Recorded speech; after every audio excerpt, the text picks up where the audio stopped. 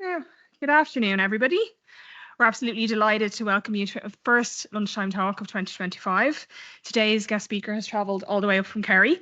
Mr Tim Horgan is a fellow of RCSI, a fellow of the Royal College of Physicians in Ireland, and he's a member of the American Academy of Ophthalmology. While he works as a consultant ophthalmologist in University Hospital Kerry, Tim is also a part-time historian with a specialist interest in the revolutionary period in County Kerry. He has published 3 books in this field. The Men Will Talk to Me, Kerry Interviews of Ernie O'Malley, Dying for the Cause, and Fighting for the Cause. Combining both his professional and personal interests, Dr. Horgan has lectured widely on the topic of ophthalmic diseases in Ireland's history. We're therefore delighted to welcome him today to deliver his talk entitled The Eyes of Ireland, How Eye Diseases Have Shaped the Literary, Cultural and Political History of Ireland. Mr. Horgan.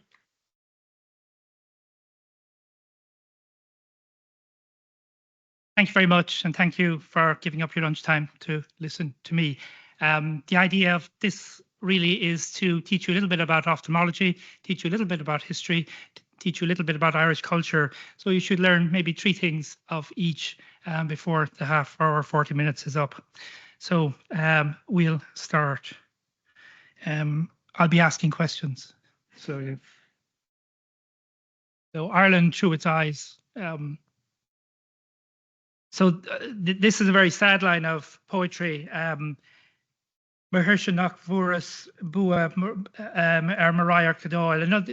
written by a man called Seamus Dowell McCourta, and he's expressing his sorrow in his poem that he wasn't granted the gift of sight, so he could see the leaves growing on the trees this time of year. We all noticed them. So being blind is a dreadful thing.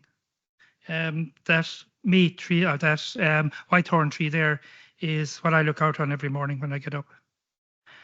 So we're going to start really, as with all history, we'll start in prehistory. And if you're an ophthalmologist, the thing that you hate to see coming in is a ruptured globe. In other words, the whole eyeball is squashed and breaks apart.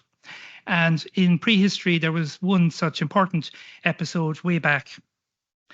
So we'll start up in the very top of Ireland, in Tory Island, and here lived a man called Baylor. His father was the chief of the Fomorians. These were prehistoric people. They had beaten the Tuatha De Danann and they controlled Ireland. And this Baylor lived in Tory Island. When he was very young, he was watching his father's druids concocting a potion, and a little bit of the potion splashed out and into his eye. So there was a chemical burn straight away. That chemical burn gave his eyes fantastic powers, so much so when he opened his eye, everything that he would see would be destroyed. And this is why Mount Errigal in County Donegal, that's it there, has no vegetation on its hillside, even still over 2,000 years later. All the reeds in Donegal have brown tips at the top. Again, this is due to Baylor's eye. So in battle, this was the guy you wanted on your side. Once he opened his eye, all his enemies were destroyed. So he kept his eye closed all the time. Medically, this is a ptosis. The problem with Baylor, he had only one problem, is that there was a prophecy that he would only be killed by one of his descendants. So Baylor had only one daughter called Etna, and so the prophecy wouldn't come true. He locked her in a tower. Now, if you've teenage daughters, this is a reasonable thing. But anyway, love will have its way, and along came a young man, and Baylor's daughter Etna had triplets. Baylor found this out, threw them in the sea. One washed ashore, still alive. So this man was called Cian, common name at the moment. And he then had the father of the child was Cian, and he had a son then called Lou. Anyway, things went on, and the Tuatha De Danann rose up against the Fomorians. A big battle was fought in South County Sligo in a place called Maitira, and lo and behold, who should meet but Baylor and the man who was his grandson, even though Baylor didn't know that. This man called Lou threw his spear at Baylor just as about as Baylor was about to open his eye, and the spear went into Baylor's eye, and the eye burst. The contents of the eye, which are the vitreous humor and the aqueous humor, fell on the ground, and when they did, they built a big hole, or they caused a big hole to form, and the hole soon filled up with water. So this is the hole. It's in this is the lake. It's in South County Sligo, Loch Nassool, the lake of the eye, and it's filled with water. So that may well be a story. However, every 20 to 30 years, the water just goes from the lake. Obviously, geologically, it's supposed to be a turlock. And so what's left in the landscape is this, which looks like Baylor's eye. Yes? Yeah. Yeah.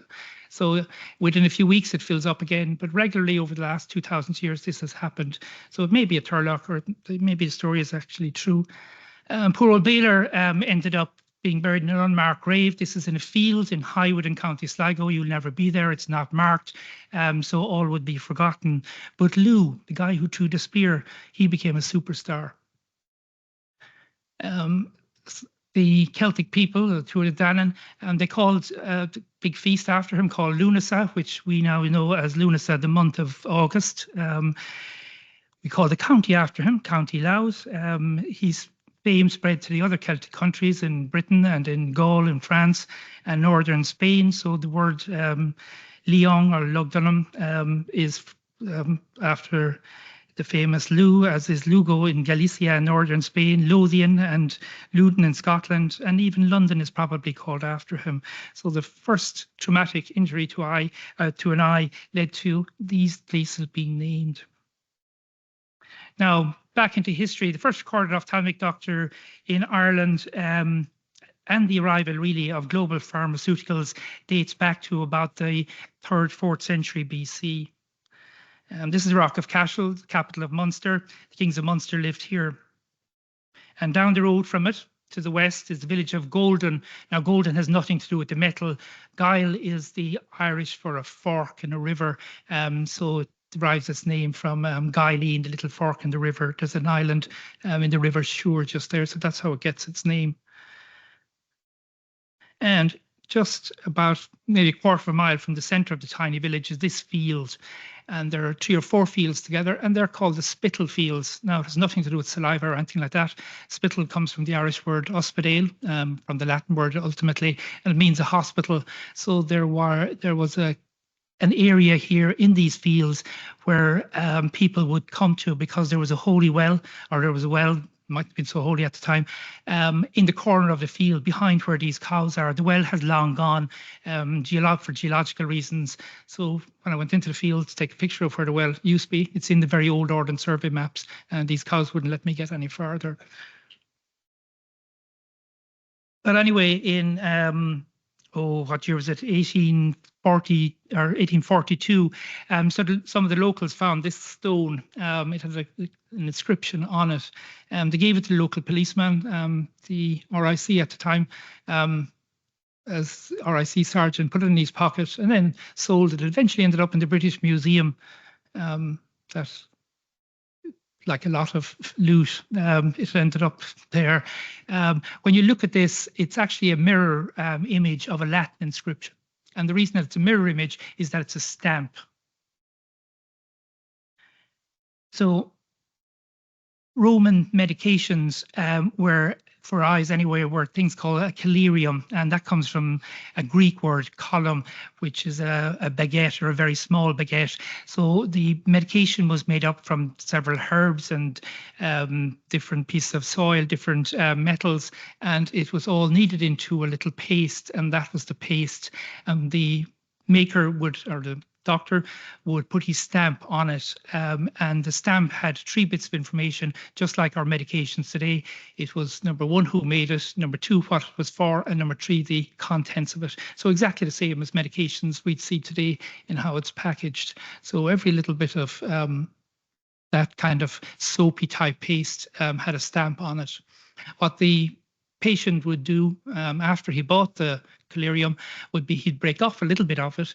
It would then be dissolved in maybe honey or oil or water or milk or cream to form a drop or a pasty type of drop. Then that would be applied to the eyes. All this sounds very fanciful, but in an experiment done a few years ago in Britain, one of these collyriums was used for treating a bacterial infection, and it was found to be as efficacious as the brand leader for eye antibiotics at the moment.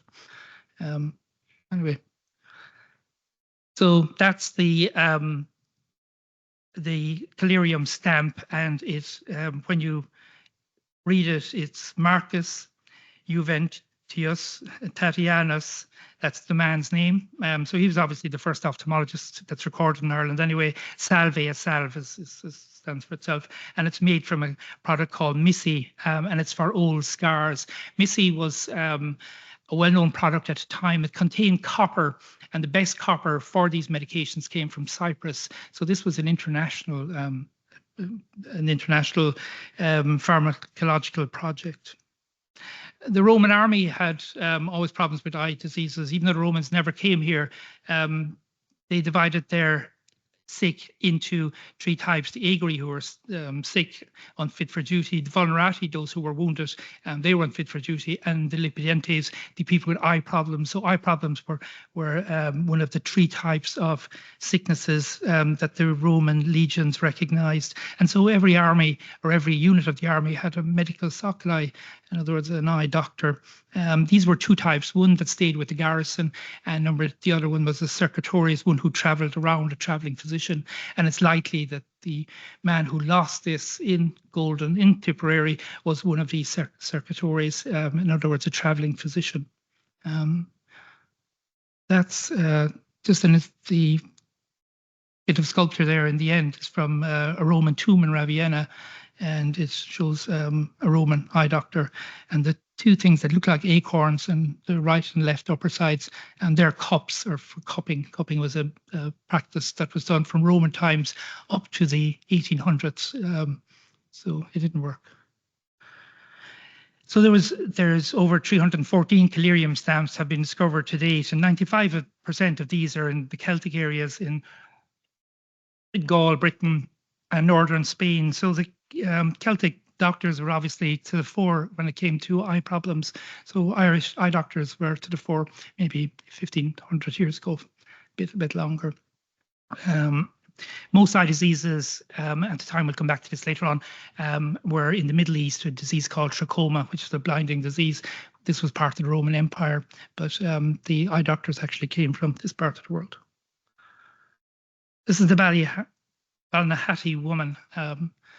Looks like she's on some HSE waiting list, but she's not really. She lived 5,200 years ago. Ballinahatti is to the south of Belfast, and this skull was excavated from there. The scientists in Queen's University Belfast, and I think Trinity here as well, looked at her DNA, and they found that she had a very dark complexion, that she would have had black hair, a dusky complexion. Interestingly, she would have had actually blue eyes. So blue eyes and dark complexion generally don't go together in the world we live in at the moment. So she was around 5,200 years ago. Now, when they were building a car park in a pub, that's important, in Rathlin Island, they came across this tomb, and inside there were bones. These were from 4,500 years ago. They did the DNA on these people. These people had become the settlers in Ireland at that stage, and they found that they actually had genes that coded for blonde hair and blue eyes, and these people actually had come from Ukraine, and we've an influx of Ukrainians now at the moment, but over 4,000 years ago we had a similar influx, so we all got the blonde hair and blue eyes from them. Even some of the eye diseases we see in the Ukrainian refugees at the moment, like pseudo-exploration glaucoma, we see that in Ukrainians, and it's kind of rare in the rest of the world but very common in Ireland. But anyway, that doesn't matter. So this is the Icelandic women's soccer team. Yeah, 40% of Icelandic women's genes are Irish in origin. The Vikings would come take slaves from Ireland and bring them here. They didn't bother with the men. They took the women. Obviously, Irish women are particularly good looking, according to the Vikings anyway. And so there are no dyed blondes here in this team. These are the real deal. So if you were around in Ireland 1,000 years ago, this is what women would have looked like, and obviously men as well. The Irish started using surnames about the year 1000. We were one of the first societies actually to give ourselves surnames, and generally these were derived from a notable ancestor or for an outstanding physical characteristic or for several other reasons. So about the year 1000 we start giving each other surnames. This is the Rock of Cashel. The kings of Munster were part of a dynasty called the Onucht. The McCarthys were the kings of Munster, and their underlings were the O'Sullivans. So the O'Sullivan family would crown the kings of Cashel. That was their job. The O'Sullivans lived in a place called Knockgraffin, which is just off the motorway as you come up. It's that motte or that hill that's there. So where does the name O'Sullivan come from? It's the third most common name in Ireland, and a lot of people think it's Sulawan, just one eye. That's not so. If you have only one eye, you're called Dinner Lahul, somebody with half an eye. If you have only one hand, you're Dinner La Love, person with half a hand, but you have just one hand. So even in ancient Ireland, we looked on eyes as being binocular. If you were missing one, you were down to half of what you should be. Patrick Kavanagh uses a phrase in one of his poems where he talks about an old man up in Gardner Street looking at him half-eyed. So somebody who has one eye, they're a Dinner Lahul. So somebody with the O'Sullivan name comes from Sul, which is the Irish for an eye, Dove, which is dark or black, and On, which just means a person. So a person with dark eyes. So if you were around here at the year 1000, if you had dark eyes, you stood out, you were different, just like somebody who would have red hair, foxy hair, we call them foxy maybe, or blondie or whatever, you know, so physical characteristics stand out.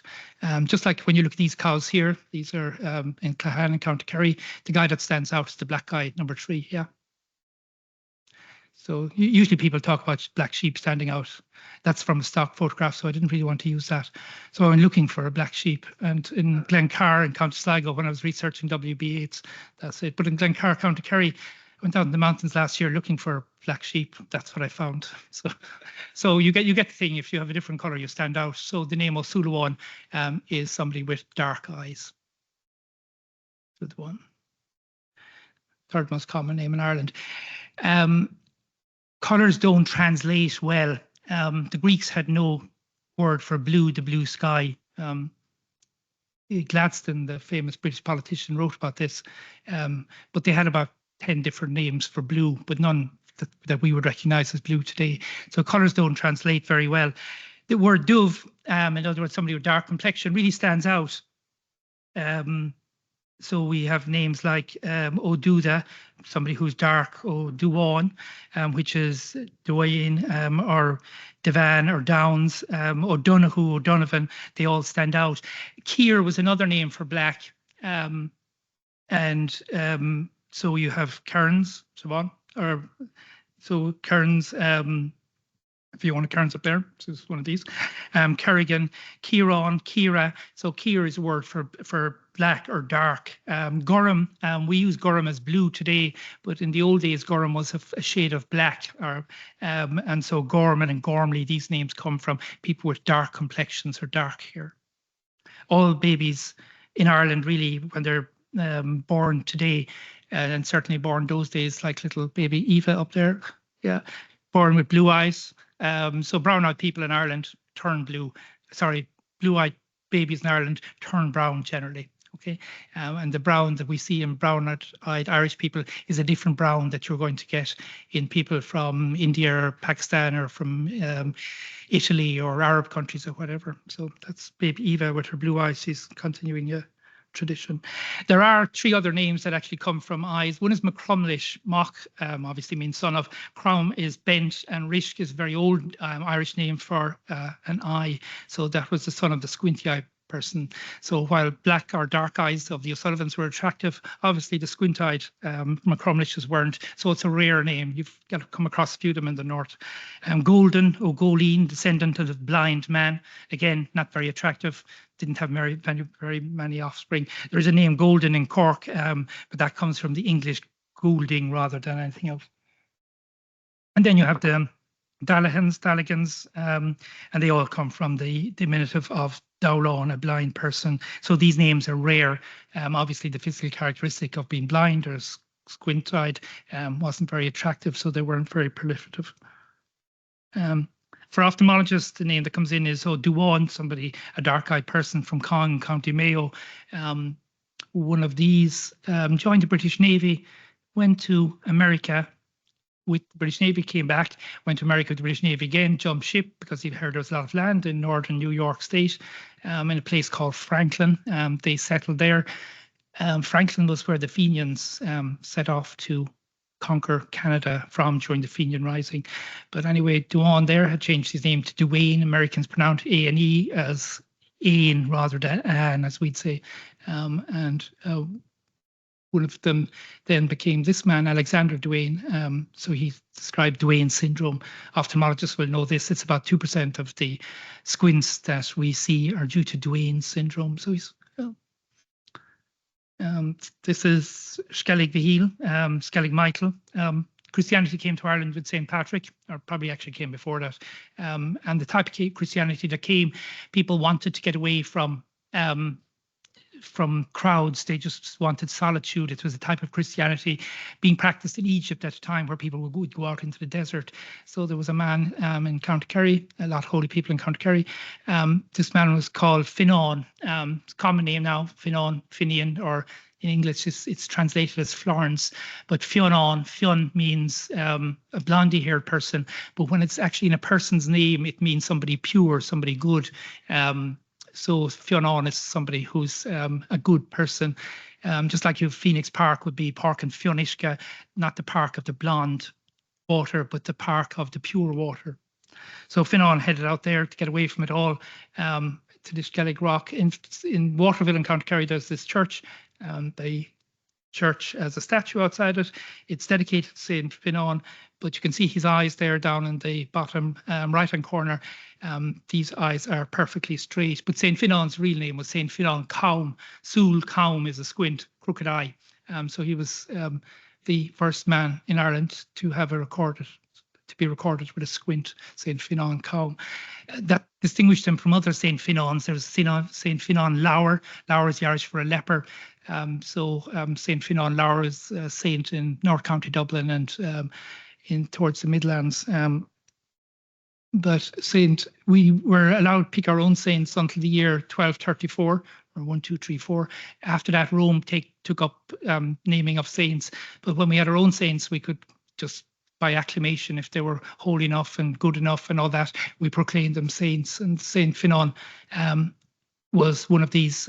And this is where he's buried, on a hill overlooking the Dingle Peninsula. When the McCarthys were defeated by the Normans and all that, they retreated down to South Kerry. And it's just at this point here, they would be inaugurated by the O'Sullivan family. But because if you had the backing of St. Fionnán, obviously it gave you extra kudos. St. Fionnán has loads of holy wells around him in South Kerry. They cure everything, but they don't cure eyes. Most holy wells will have reputation for curing eyes or headaches or everything. St. Fionnán's cures everything, but it won't cure eyes, and that's because he had a squint himself, and everybody knew he had an eye problem, so it would be a bit of a fraud having a holy well. So that's just outside Glenbeigh in County Kerry. Believe in miracles and cures and healing wells, said Seamus Heaney. So there's a lot to it. The reason I kind of bring this up is that in a lot of modern medicine, we can cure a lot of diseases now. We can cure a lot of the cancers and everything. But while we're doing that and looking after the physical side of it, there's a kind of mental side, a psychological side, a well-being side to every illness that the patient has. And really, modern day doctors, we're rushing, doing everything very quickly. And once we get a good result, we're happy with that. But really, the patients need a little bit more than that. And so these holy wells are places that people still go to for spiritual solace or just that sense of well-being that they give. This is St. Dallan's holy well in County Kerry. St. Dallan was a nun and she had a convent, and along came a whole lot of bad men one day. They blamed it on the Vikings, but St. Dallan really lived 400 years before the Vikings. She heard they were coming, she struck them all blind, and when they just ended up wandering around the country blind. They repented, came back to her, and she washed their eyes with water from this well here. This is Tuber na Sul, the well of the eyes, and people still go to this. A lot of my patients still go because either I don't cure them, or if I cure them, they're worried that the disease might come back or whatever. So every year there's a mass here. It's very well kept, and it's Tuber na Sul. But these holy wells are everywhere. This is in the Burn in North County Clare. That was 100 something years ago, and there's a man there getting into the well. That's the well as it stands today. That took a bit of finding. And again, it's well known there's stories of people losing the scales from their eyes once they bathed in this well. The Blind Girl to the Holy Well, famous painting by Frederick Burton. This was painted in 1840. You can see the mother there praying in black, the little girl inside the well giving her sister some water, and sister putting in the hand in the water to put into her eyes.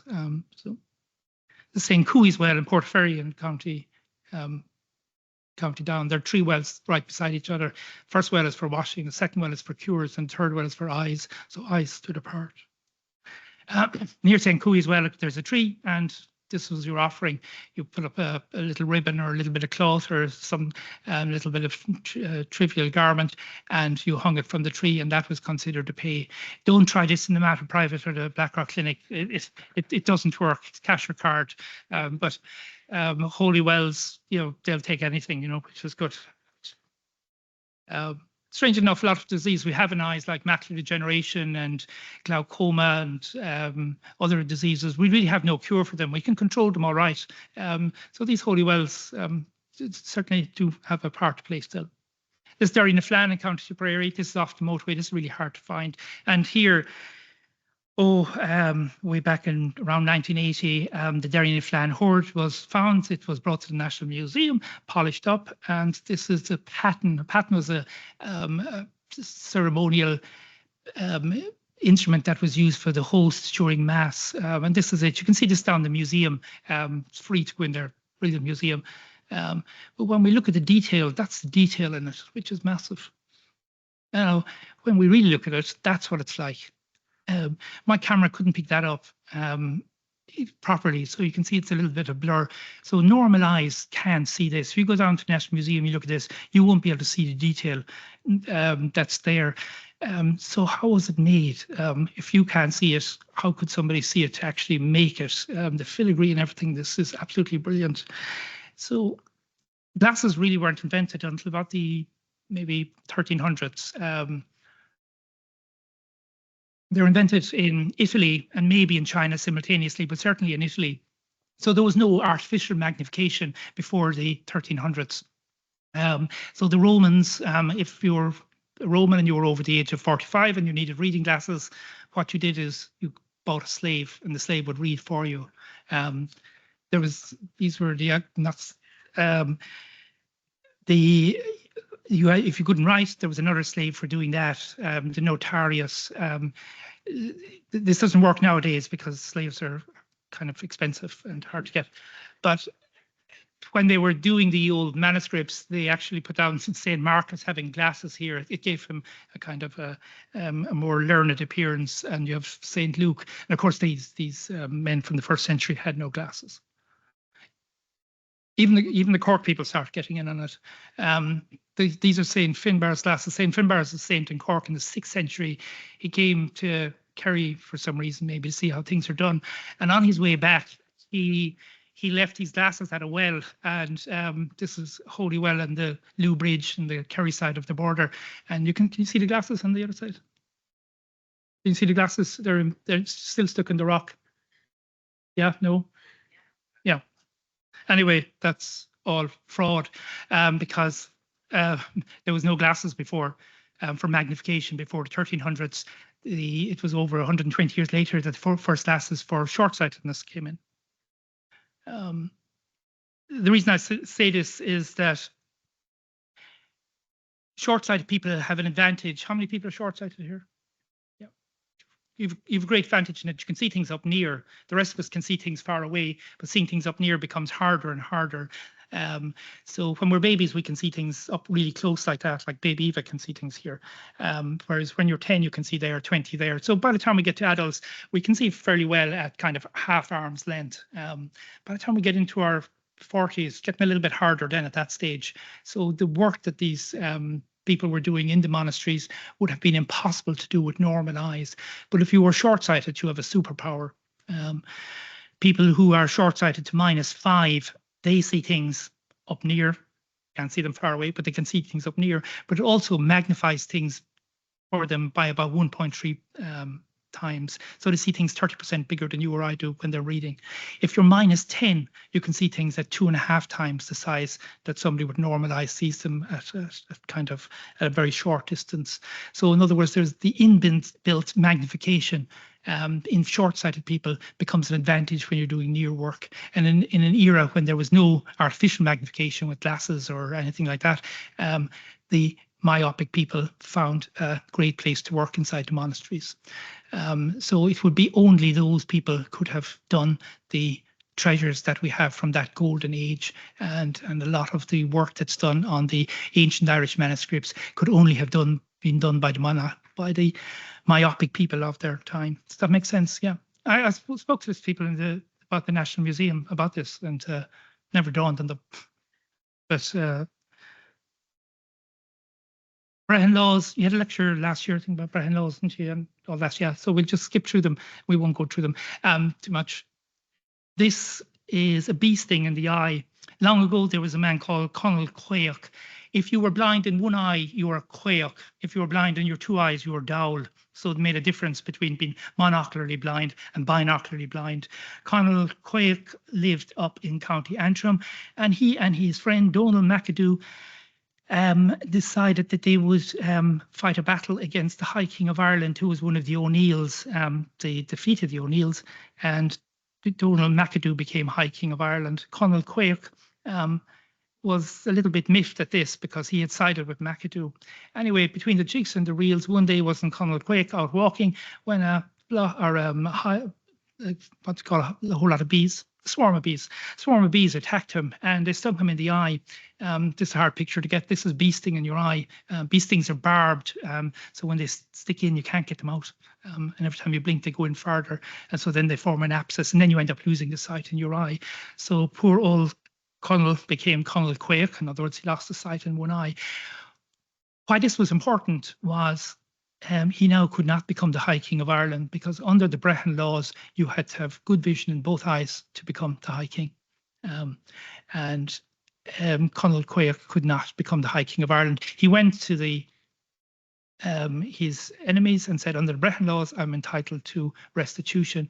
And the High King said, well, you're not getting an eye from me because I'm the High King and I couldn't be the High King then, so you can have the eye of one of my sons. I'm not sure how the tale finished up because the year after, Conall Quaoch was killed in battle in Moira in County Down. So you needed 2 good eyes to be the High King of Ireland. And this became really important in the 1950s when De Valera went totally blind as a result of retinal detachments. He wasn't given up power. So in Ireland, all you need is, well, I know it's lunchtime, but all you need in Ireland in the last century, well, it's more than the last century now, 250 years ago, all you needed for a good meal was lots of potatoes. The average meal ate 6 kilograms of potatoes. These weren't chips now. Those days they were boiled potatoes each day. And all you needed then was a hardy cow. Potatoes are a superfood. They have absolutely everything in them except one thing, and that's vitamin A. Okay. Cows give you milk and butter and cream. And remember those milk bottles? Yeah, I mean, everybody gets milk from cartons now, but if you're old like me, we had milk bottles, and at the top of the milk bottle was the cream. So the cream was very rich in vitamin A, fat-soluble vitamin. So no problem with vitamin A during pre-famine times.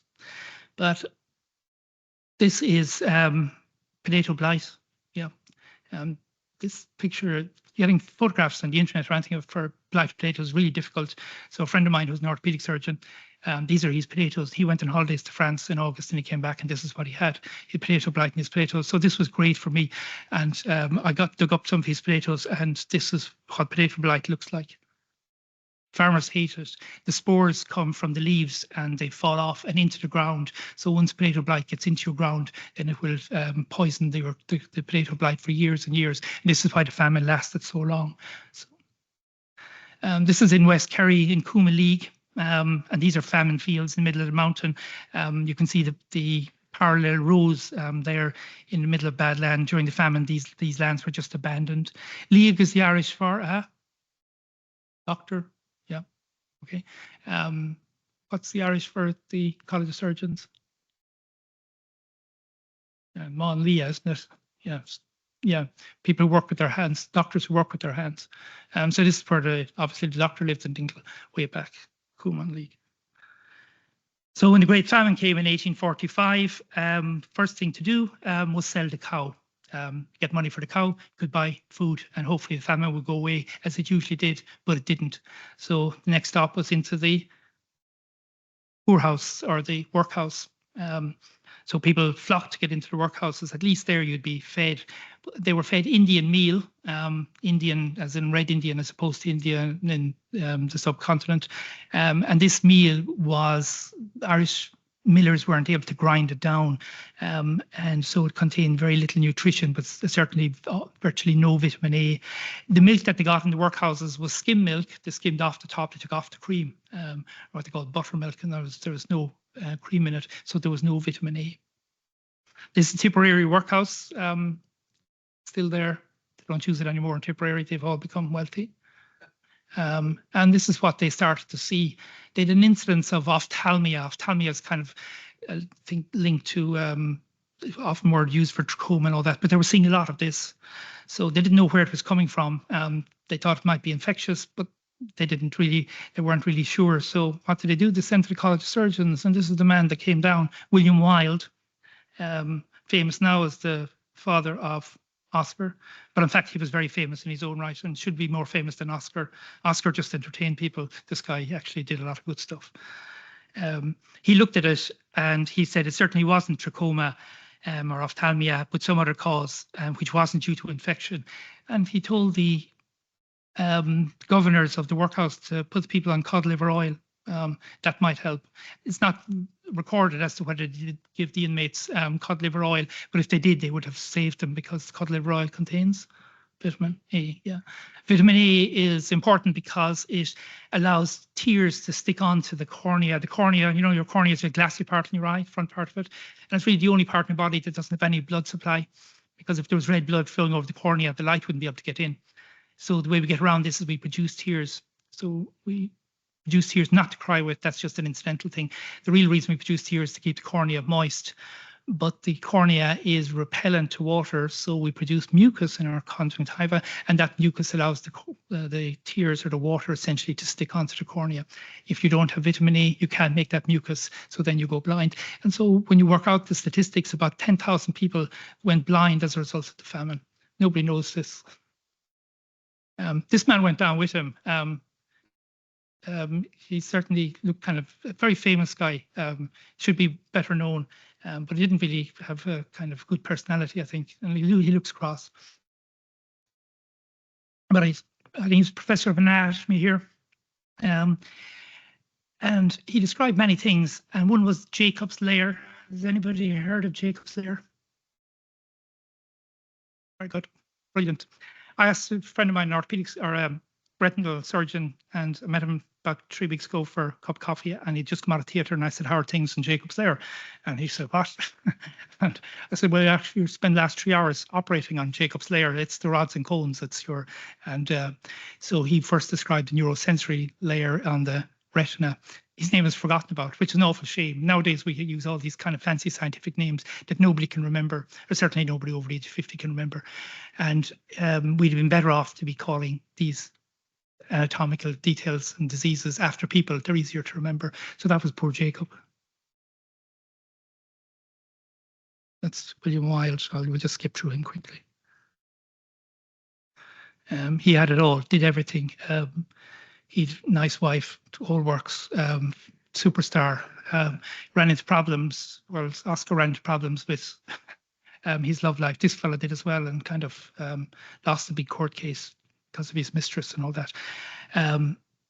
But he became knighted by the Queen, and he's buried in Mount Jerome Cemetery. Yeah, have you been there? No.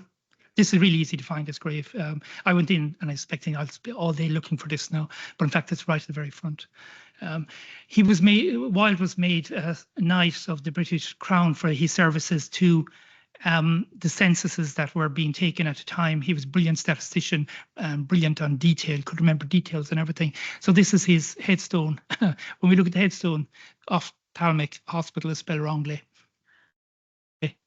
We won't ask people to spell ophthalmology because generally they can't, but in fact they should have got it right really in his headstone. If you're in Tipperary town looking at the workhouse, you'll come across this statue. This is Charles Kickham. Kickham wanted to be a doctor. He was a teenager at home messing around with his father's gunpowder. The gunpowder was being dried beside the fire, and he was thrown in making little sparkles, and he threw in a little bit too much, and there was an explosion, and so he got a flash burn to both eyes, and he went blind. As a result, then he gave up the ambitions of becoming a doctor and became he got into politics and all that. But Kickham was, in spite of losing most of his sight, which remained permanently, he wrote a book, Knockna Gown, yeah. And this was the biggest selling book in 19th century Ireland. Do you know this? So written by a blind man, unbelievable. Biggest selling book of written by an Irish man in the 20th century was Ulysses, yeah, written by a blind man. Yeah, so biggest selling books. If you want to write a best-selling book, go blind. Certainly, our best-selling authors for 2 centuries have been blind. We'll skip him. Seamus Dowell McCurda. Seamus Dowell again is the word for blind. Irish poetry, Gaelic poetry is very, very difficult. There are a lot of internal rhymes and assonance and alliteration and all that. But we have a huge amount of blind poets. Reinald Dowell MacDonald. He wrote lovely poetry about the O'Neills in South Armagh. Liam McDown O'Heffernan was from Tipperary. He went to a head school when he was young. The head school was the head school that was run by his uncle, Sean Clorrock MacDonald. The reason he's important is that also to his school went Sylvester O'Halloran. So he was quite a famous eye doctor, probably the first really eye doctor in Ireland. So we go through them. One was Ty Dowell O'Higgins Dowell. Again, he was blind, and this is his headstone. So I will just skip on. Misho Rafter on Phila, you thought this poem, yeah, he went blind from smallpox, got smallpox when he was very young, and the last thing he saw was his 8 brothers and sisters stretched out on the ground, all dead. His parents had survived, and he went blind. We're kind of running out of time. So this is his grave. If you're going from Limerick to Galway, this graveyard is just off the main road. The gravestone was erected by Maud Gonne and William Butler Yeats. This is down the road. This is Dean Swift. Can you see the difference between the 2 eyes here? Yeah, so the left eye is flatter than the right eye. When you go down St. Patrick's Cathedral, go beeline for this. Nobody will notice this, but you'd have to be an ophthalmologist to know that one is different from the other. And this is because he had a Tyskel eye, he had a shriveled eye. He developed pustules underneath his eyelid. These weren't shingles. He had shingles previously in a different place, so he kind of knew what shingles were. This bacterial infection spread into his eye, and his eye swelled to the size of a potato, apparently. It went backwards into his head, and he developed an encephalitis, a bacterial meningitis, but it also went into his eye, and his eye started to swell, and then it shrank, so it had Tyskel eye, and this is actually what killed him. He had a hydrocephalus. There was a lot of, there's a whole book in this really just about what killed Dean Swift. He was demented for the last few years of his life as a result of the hydrocephalus, but during his life, or when they look back at his life, they try to make out that he was demented all his life, but in fact it was his eye problem and ended up causing his death. Okay, W.B. Yeats. What's wrong with this painting? Well, does anybody notice anything about it? No. This painting is for sale for 250,000 in, I think it was that, in Sotheby's. It was bought by an anonymous donor who gave it to the the art gallery in Sligo. So the way he's holding the book is too close, isn't it? Yeah. So when I saw this, I said, this guy's obviously short-sighted. I showed it to Maureen Hillary. Maureen's brilliant ophthalmologist, and using rulers, we both came to the conclusion that his prescription was about -5. So that would be quite, so that's really close. I mean, you would not hold a book that close. A young person certainly wouldn't. Yeats went off to be an artist in the art school here in Dublin. You wouldn't buy those paintings, would you, if they weren't signed? No, they're not great, are they? Okay, so he quickly gave up being an artist and went to be a poet. You can see there, there's a whole lecture on Yeats's eyes, but you can see his left eye here is smaller than his right. You can see the eyelid coming down a little bit more. So there's a difference here. His left eye was obviously blind at that stage. This is before he was old. These are his glasses. I examined these glasses in the National Library.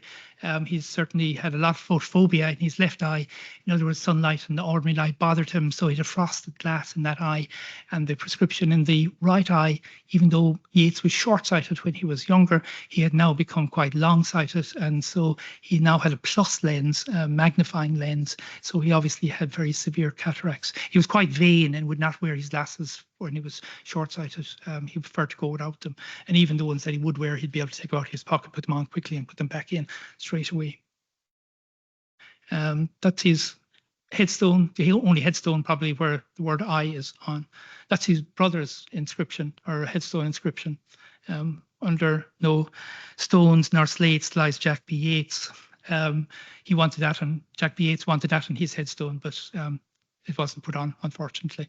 That's Yeats's painting, Jack B. Yeats' painting there, and it's called The Sunlit Reader. And you can see this old man, certainly somebody with grey hair. Grey hair doesn't really make you old anymore, but you can see him bringing the book to the window, and he's got no glasses on, because when you bring a book to a window or any print to a window, and natural light will make your pupil very small and it sharpens your vision. So when I don't have my reading glasses, I go over to the window and let the natural light do that. So Jack B. Yeats knew this, and this is the Sunlit Reader here. This is Daniel O'Connell reading in the House, reading the oath that he had to take in the House of Commons. But like a lot of us, he was looking in his right pocket, looking in his left pocket for his glasses. He couldn't find them whatsoever. In those days, they were called a looking glass. It's an irregular plural, where we now call glasses is a plural, but it's like trousers or scissors. So that's the first thing I could. The earliest reference to reading glasses, even though they were quite common, but we don't have enough time, do we, to do Yeats? No, or do Joyce? No. Do you want to hear it? Yeah. Okay. Sorry. You all know the story of Joyce, and you wouldn't want him going out with your daughter, we'll say. There was a lot of talk in the last few weeks about Monto, kind of red light district up in Northside Dublin, yeah. Joyce went there as a young man, and afterwards he complained of urethritis and had various other features, which suggest that he had a disease called Reiter's disease. Not Reiter's as in Dublin, as in this, but Reiter is a German. Reiter had described a disease that German soldiers got during World War I. It was described in 1916, but everything would suggest that he had Reiter's disease, which is one of these HLA-B27 disease, kind of autoimmune diseases, where your body is introduced to chlamydia, and next thing the body's immune response attacks the chlamydia, which is good, but then the immune system says, oh, these cells here look like chlamydia, so let's attack those as well. So it attacks a lot of cells throughout the body, but especially in the eye, and you get a thing called uveitis, where the body attacks the eye thinking it's foreign, and as a result he got cataracts and he got glaucoma, and he had multiple operations. He never paid any doctors, and he didn't have a medical card, and what he would do is give them a copy of his book, a signed book. People in Zurich told me this. Anyway, he eventually went legally blind. So his publisher said would like the reader's indulgence for the typographical errors that were unavoidable in exceptional circumstances. She didn't say what they were, and his biographer said that nobody could be unaware that there was something going on really with so his cataracts were taken out. There's a book on this. So he ended up wearing big thick glasses, big plus lenses, but even still he still had to use a magnifying glass. Do you know how we read? No, everybody reads, but do you know how you read? No. There are two types of eye movements. One are called pursuits. In other words, where you follow something across. Like if a good-looking woman came in the door there, and everybody, well, all the men anyway, would follow her across, okay, until she got to that door there. And that's called pursuits. So it's a slow movement where you're just looking at everything. And then there's called saccades. In other words, if your wife came in this door here and you're looking there, you straight away you go there and you miss. So a saccade is where you go from A to Z and you ignore everything in between. When we read, we have little microsaccades. In other words, we move our eyes a little bit and then we stop and we take in about 8 or 9 letters. And then we move on again, take in another 8 or 9 letters, and we do these microsaccades bit by bit across the line and across the page. And then every 8 or 9, we go backwards just to check. We do this subconsciously. Joyce could not do this. His vision was so bad. He was legally blind by 1922, so he was reading with a magnifying glass. And when you look at a magnifying glass, it takes the words, it takes the letters out of the page. So he was reading word by word by word. So the words became important, not the sentences. And so it becomes, so when you're reading Joyce, it becomes very hard to read because he was writing and reading in a different way than you or I do. We can read about 250 words a minute. That's roughly what you will read. Somebody with the level of vision that he had, which was less than 6/60 legal blindness nowadays, he would be reading maybe 15 words per minute. So there was no flow in his language. It's just like there's no, so when you're reading his book, there's no flow in the words really. So we'll have to leave out the blind. I'll just do this one last. Yeah. Seamus Heaney. Does anybody know this poem? No. No. It's the poet's chair. Heaney is sitting underneath a white thorn tree in the middle of a field, a leaf field, in other words, a field that would be ploughed. But there was a tree in the middle of it, and his father was cutting or ploughing around it. It's described in the poem as the tree that nobody would cut. That's the view from my bedroom window, and you can see the white thorn tree there in May. Nobody would cut that. There was a hedge there years and years ago. The hedge was cut away, but nobody would cut the white thorn tree because. Very good. So the fairies are supposed to live under it. This is some fella cutting silage in that field last year. He was cutting just like Heaney's father round the tree, wouldn't touch it. And this is why. These are the thorns of the white thorn tree in winter. They're little spicules. There are very few trees in Ireland, if any, blackthorn, whitethorn, that have thorns in them, and this is it. And this is what it does to your eye. Now, there was an eye surgeon in the eye and ear when I was there, Maurice Fenton. He was an absolutely brilliant surgeon, knew more than anybody else about everything to do with eyes.